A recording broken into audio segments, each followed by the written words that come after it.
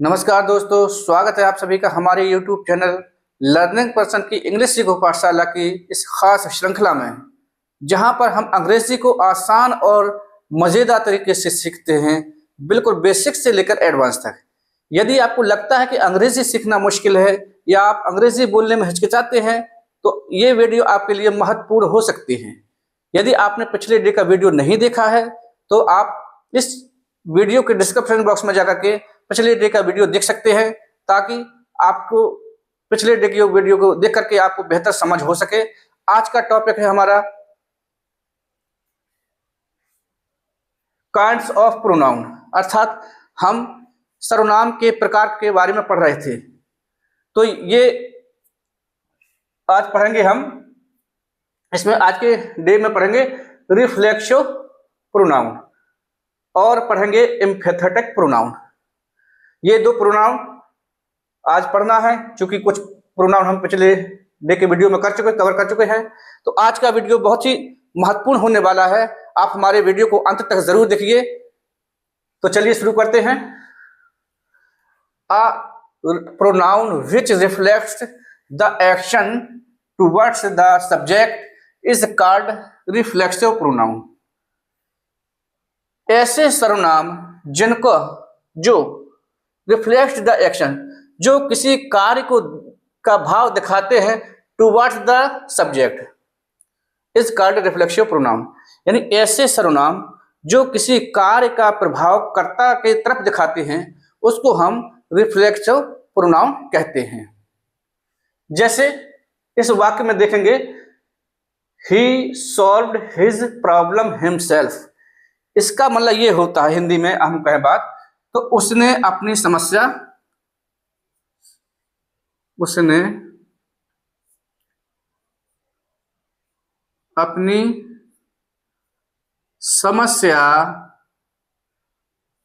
स्वयं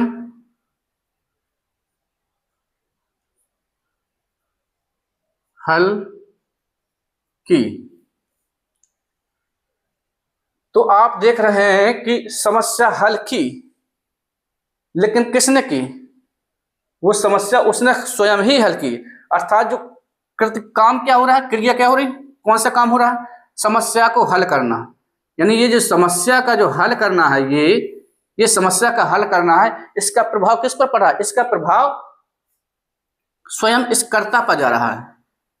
इस ये जो वर्ब है, वर्ब का प्रभाव इसी पर पड़ रहा है। इसलिए यहां पर जो हिमसेल्फ वर्ड आया है, जो हिमसेल्फ है, ये हमारा रिफ्लेक्सिव प्रोनाउन है। क्योंकि कुछ शब्द ऐसे होते हैं, प्रोनाउन ऐसे होते हैं कि उसके कार्य करने को, जो कार्य करने का प्रभाव होता है, वो उसके कर्ता पर ही दिखाई देता है, कर्ता पर ही दिखाई देता है। इसलिए यहाँ पर जो काम हो रहा है, तो उसने कर्ता के ऊपर ही प्रभाव है उसका। इसलिए यहाँ पर जो ये हल स्वयं, तो यहाँ पर जो है ये हमारा स्वयं जो है, यहाँ पर ये रिफ्लेक्सिव प्रोनाउन है, या हिंदी में अंग्रेजी में ये रिफ्लेक्सिव प्रोनाउन, ये हमारा रिफ्लेक्सिव प्रोनाउन है। दूसरा देखिए, I shall do it myself. मैंने इसे स्वयं किया। नहीं, आई शैल, मैं इसे स्वयं करूंगा, इसका हिंदी हो जाएगा मैं इसे स्वयं करूंगा। अब देखिए यहां पर मैं इसे स्वयं करूंगा। यहां पर जो काम हो रहा है, करने का काम किस पर है? इसी कर्ता पर इसका प्रभाव पड़ रहा है। इसलिए माई सेल्फ, ये जो वर्ड है माई सेल्फ है, ये हमारा रिफ्लेक्सिव प्रोनाउन है। थोड़ी आपके लिए कॉम्प्लिकेटेड हो सकता है ये आज का वीडियो, लेकिन जैसे ही मैं दूसरा एम्फेथेटिक प्रोनाउन बताऊंगा, तो सारी बिल्कुल आपको क्लियर पता चल जाएगा कि डिफरेंस क्या है इसमें। तो थोड़ी इसको समझ लिए, फिर हम दोनों को अंतर बताएंगे आपको। एम्फेथेटिक प्रोनाउन, एम्फेथेटिक प्रोनाउन को हिंदी में मैंने आपको बताया था, शायद सशक्त सर्वनाम बताया था मैंने। या एम्फेथेटिक का मतलब जोर देना, किसी चीज पर बल लगाना, जोर देना, एम्फेसिस करना। इसलिए इसकी डेफिनेशन है, a pronoun which is used for emphasis is called an emphatic pronoun, ऐसे सर्वनाम जिनका प्रयोग किसी बलपूर्वक दिखाने के लिए किया जाए, किसी जोर देने की बात पर किया जाए, ऐसे सर्वनाम को हम एम्फेथेटिक प्रोनाउन या सशक्त सर्वनाम कहते हैं। चलिए इसको समझते हैं उदाहरण से। आप पहला एग्जाम्पल है इसमें, you yourself will return my money. इसका मतलब होता है कि आप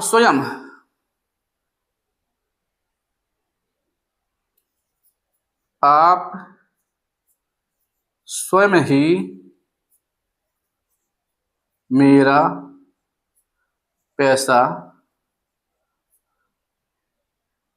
वापस करोगे। आप स्वयं ही मेरा पैसा वापस करोगे। तो यहां पर जो योर सेल्फ है ये हमारा एम्फेथेटिक प्रोनाउन है। अभी इन दोनों के बीच में जो डिफरेंस है अभी मैं क्लियर कर दूंगा, इसको समझ लीजिए। पहले दूसरी बात को समझिए, he himself knows me very well, अर्थात इसका मतलब होगा वह खुद ही मुझको अच्छी तरह जानता है, वह खुद ही मुझे अच्छी तरह जानता है। ये इसका हिंदी है। तो यहां पर जो हमारा एम्फेथेटिक प्रोनाउन है ये हमारा एम्फेथेटिक प्रोनाउन है। तीसरा देखते हैं sentence, I myself will do it. मैं इसे खुद करूंगा, मैं इसे खुद ही करूंगा, मैं इसे खुद ही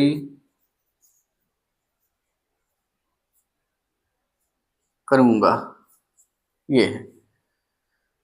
तो आप देख रहे होंगे कि इस पर जोर दिया गया है, इस पे जो उसने अपनी समस्या स्वयं हल की। हो सकता है जोर नहीं है इसमें, लेकिन आप स्वयं ही मेरा पैसा वापस करोगे, जोर दोगे, आप स्वयं ही करोगे। तो देख रहे होंगे इस पे जोर दिया गया है। दूसरी बात, वह खुद ही मुझे अच्छी तरह जानता है, खुद ही जानता है, इसका मतलब यहां पर भी जोर दिया गया है। इसमें मैं इसे खुद ही करूंगा, मतलब यहां इस वाक्य में जोर दिया गया है, इसलिए एम्फेसिस किया गया है, इसलिए ये भी हमारा एम्फेथेटिक प्रोनाउन है।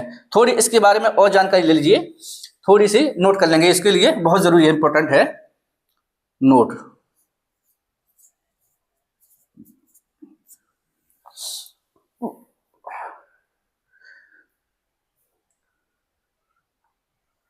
Reflexive pronoun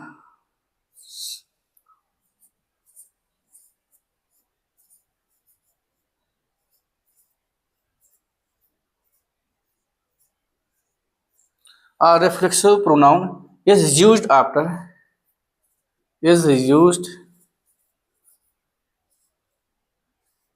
after the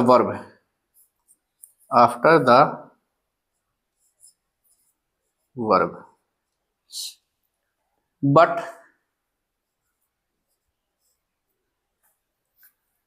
emphasis pronoun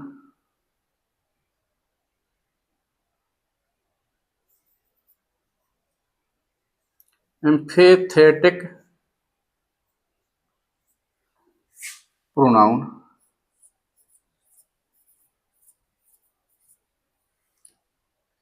is used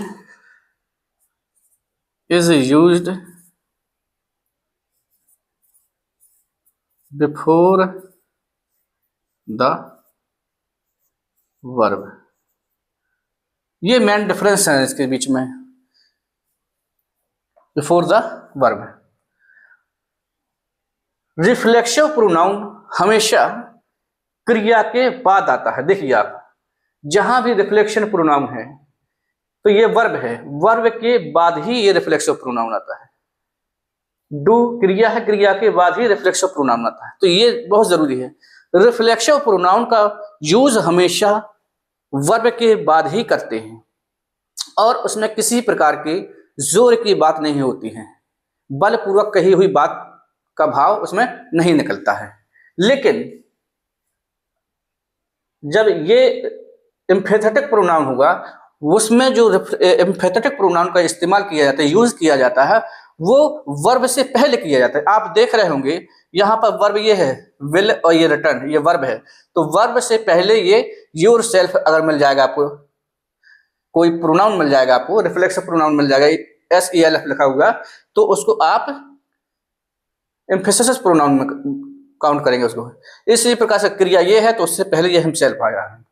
इसमें विल डू ये क्रिया है उससे पहले, तो इसलिए मैंने आपको नोट करवाया है ये कि ये a reflexive pronoun is used before the verb, यानी रिफ्लेक्सिव प्रोनाउन का प्रयोग हमेशा वर्ब से पहले करते हैं और एम्फेथेटिक प्रोनाउन का, बट लेकिन एम्फेथेटिक प्रोनाउन का प्रयोग हम वर्ब के बाद में करते हैं, आफ्टर के बाद।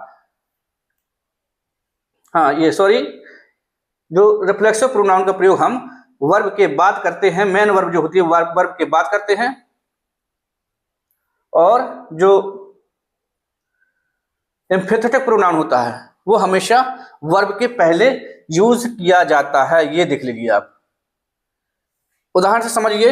इसी उदाहरण को ले लें हम कि यहां पर मैंने लिखा I shall do it myself, मैं इसे स्वयं करूंगा।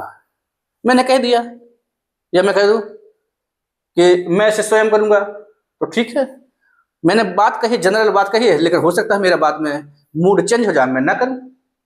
लेकिन अगर यही वाक्य ऐसा बना दिया है कि I myself will do it, मैं इसे खुद ही करूंगा, तो ये मेरा डिसीजन है और अब आपके पास बदलने का कोई चांस नहीं है। तो इसमें जोर देकर बात किया गया, कहा गया है। जब जोर देकर बात कही जाए तो वो हमेशा एम्फेथेटिक प्रोनाउन के अंतर्गत आता है, और जो जिस सेंटेंस में जोर देकर बात नहीं की जाती है उसको हम रिफ्लेक्सिव प्रोनाउन के अंतर्गत रखेंगे।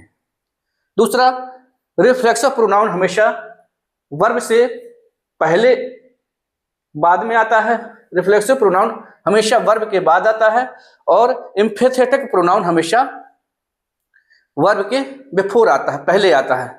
तो ये था आज का टॉपिक, आज का वीडियो कैसा लगा आपको कमेंट बॉक्स में कमेंट करके जरूर बताइए। अगर आप हमारे चैनल पर नए हैं तो चैनल को सब्सक्राइब जरूर करिए, देखते रहिए हमारे चैनल को। सी यू।